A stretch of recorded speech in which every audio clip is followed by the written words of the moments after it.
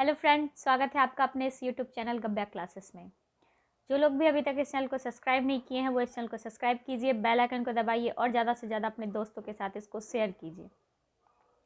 आज आपके बीच हम आए हैं कुछ ऐसे बातों को लेके जो कि बहुत ही दर्दनाक है और बहुत ही शर्मनाक है।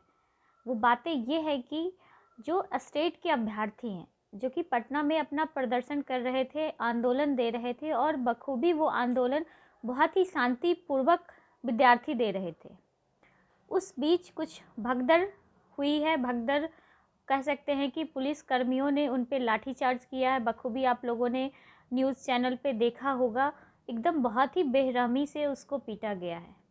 तो सबसे पहले हम उन पुलिस कर्मियों से ये पूछना चाहते हैं कि आपने जिन पे लाठी चार्ज किया है वो कौन थे?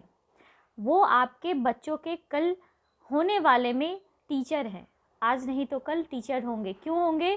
सरकार यहाँ नहीं बहाली देगी तो कहीं और देगी, कहीं नहीं देगी तो प्राइवेट सेक्टर में ज़रूर वो जॉब लेके अपना सर्वाइव करेंगे, क्योंकि हमारे पास क्या है, मेरिट है, तो हम कहीं ना कहीं सर्वाइव करेंगे।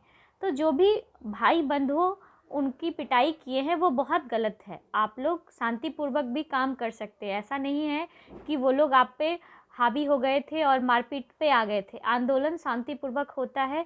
तो जो भी ये कार्य किए हैं वो बहुत गलत किए हैं। इस तरीके के कार्य नहीं होने चाहिए। दूसरी चीज़ हम सरकार से पूछना चाहते हैं कि क्या अपनी मांगों को मांगना गलत है? क्या अगर हम कुछ आपसे मांग रहे हैं तो गलत है? नहीं। घर में भी मम्मी पापा हैं, माँ बाप हैं, तो छोटे बच्चे उनसे मांग करते हैं। तो सरकार का मतलब क्या है? सरकार का मतलब होता है पेरेंट्स। आप मेरे पेरेंट्स हैं। तो जब आप मेरे पेरेंट्स हैं और हम आपसे कुछ मांग रहे हैं तो क्या आप पिटाई कीजिएगा? क्या आप अपने बच्चों को घर पे कुछ मांगने पे पिटाई करते हैं? तो इस टाइप की जो भी बातें हुई हैं, सरकार क्यों चुप है? इस पर कुछ ना कुछ कड़ी कार्रवाई होनी चाहिए। पहले तो आप स्टेट का रिजल्ट देते हैं कि हाँ चलो बच्चे निकल गए, उसके बाद फिर से सेकंड रिजल्ट देते हैं कि मेरिट नॉट मेरिट। ये कहाँ का तरीका है? एक ही बार आप रिजल्ट उनको दे देते, वहीं पे डिक्लेयर कर देते। पहले तो एग्ज़ाम लिया, सारा चीज़ व्यवस्था करके फिर कैंसिल किया, फिर एग्ज़ाम लिया, उसके बाद उसमें रिजल्ट देके फिर नॉट मेरिट देते हैं। मेरे पास ऐसे भी डाटा है जिनमें बच्चे 105 मार्क्स 115 मार्क्स ला के नॉट मेरिट में हैं। तो जब आप 150 का एग्ज़ाम ले रहे हैं, 115 वाला नॉट मेरिट है और आपका 79 वाले बच्चे मेरिट हैं, ये किस आधार पे है? आपने किस आधार पे ये सारा चीज़ किया है? हमारी जनता आपसे मांग करती है कि उसको डिक्लेयर कीजिए। आपने नॉट मेरिट और मेरिट का जो लिस्ट बनाया है वो हमारे बच्चों को आप बखूबी दीजिए।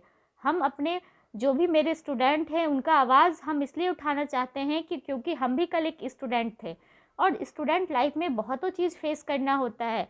बहुतों विद्यार्थी अपना कार्य खुद करके पढ़ाई करते हैं और उसके बाद रिजल्ट लेने के बाद एक आशा होता है कि अब हमें नौकरी मिलेगी। उसके बाद सरकार क्या करते हैं, मेरिट और नॉट मेरिट देते हैं। पता नहीं पास होने के बाद कितने साल के बाद नौकरी मिलेगी, ये तो कहना मुश्किल है। जो सांत्वना है वो भी सांत्वना गलत तरीके से दिया जाता है। तो हम आपसे रिक्वेस्ट करते हैं कि इस तरह की हरकतें मत कीजिए। जो भी कीजिए वो डिक्लेयर कीजिए। हमारे और आपके बीच में जो भी संबंध है वो मिरर इमेज होना चाहिए। मिरर इमेज कहने का मतलब है आप जो करते हैं वो हम लोग को डायरेक्ट दिखना चाहिए। अगर डायरेक्ट दिखेगा तो फिर सवाल क्यों खड़ा होगा? बिल्कुल नहीं होगा। आपके संस्था में, आपके व्यवस्था में कहीं ना कहीं कुछ धांधली होती है जिसके कारण कि सवाल उठाया जाता है। तो सबसे पहले आप अपना व्यवस्था को सुधारिए, उसके बाद हमारे स्टूडेंट को आप ब्लेम कर सकते हैं। तो जिन भी भाई बंधुओं पे इस तरह की हरकतें की गई है वो बहुत गलत की गई है। हम सरकार को ये चीज़ बोलते हैं कि इस तरह की हरकतें वो ना करें, अपने व्यवस्था को सुधार करें। और स्टूडेंट से हम ये रिक्वेस्ट करते हैं कि मेरी आवाज़ को आप लोग अपना आवाज़ बना के जितना ज़्यादा से ज़्यादा हो इसको आप शेयर कीजिए, ताकि हमारी आवाज़ सरकार तक जाए और हमारा आपका जो मांग है वो एक है, वो जल्द से जल्द पूरा हो। तो रिक्वेस्ट है आपसे, जो लोग भी अभी तक इस चैनल को सब्सक्राइब नहीं किए हैं वो इस चैनल को सब्सक्राइब कीजिए, बेल आइकन को दबाइए और ज़्यादा से ज़्यादा अपने दोस्तों के साथ इसको शेयर कीजिए। धन्यवाद।